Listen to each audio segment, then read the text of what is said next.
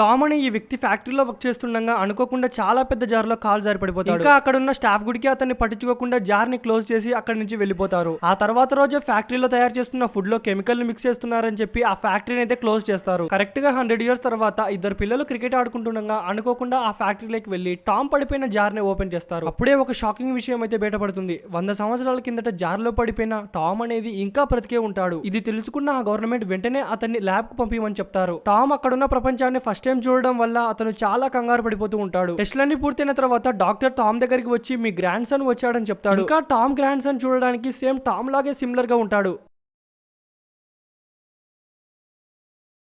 ఇక ఆ రోజు నుంచి టామ్ ఒక కొత్త ప్రపంచంతో అడ్జస్ట్ కావడానికి ఒక పెద్ద యుద్ధమే చేస్తుంటాడు. వీడియో మీద మీ ఒపీనియన్ ఏంటో కామెంట్ చేయండి. ఈ వీడియో ఇంకో 10 మందికి వెళ్ళాలంటే ఖచ్చితంగా మీ లైక్ అనేది చాలా ఇంపార్టెంట్. అలాగే ఈ వీడియో నచ్చినట్లయితే ఖచ్చితంగా సబ్స్క్రైబ్ చేసుకుని బెల్ ఐకాన్ ఆల్లో పెట్టుకోండి. అప్పుడే నేను పెట్టే ప్రతి ఒక్క వీడియో నోటిఫికేషన్ డైరెక్ట్ గా మీ ఫోన్లోకి అయితే వచ్చేస్తుంది.